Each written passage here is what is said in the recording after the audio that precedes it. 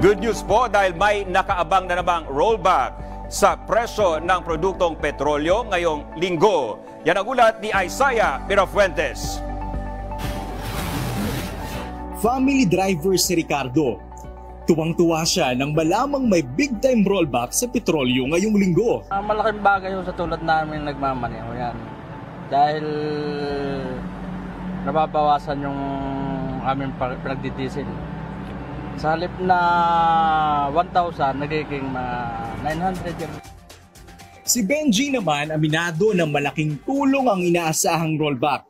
Mas maganda po na magbawas po talaga ng presyo kasi mas makakatulong po lalo sa mga motorista natin para sa araw-araw na gastusin. Sumabay ang magandang balitang ito ngayong long weekend. Kaya naman, ang mga motoristang galing sa mahabang bakasyon, pagbalik, may pampagood vibes na sasalubong. Ang presyo ng diesel posibleng umabot sa 2 piso ang magiging tapyas. Habang ang kerosene at gasolina naman, mahigit piso ang maaaring bawas presyo. Ayon sa Department of Energy, bunsod ito ng mababang demand ng langis sa buong mundo. Samantala, noong nakaraang linggo, mahigit piso ang idinagdag ng presyo ng petrolyo. Isaiah Mirafuentes para sa Pambansang TV sa Bagong Pilipinas.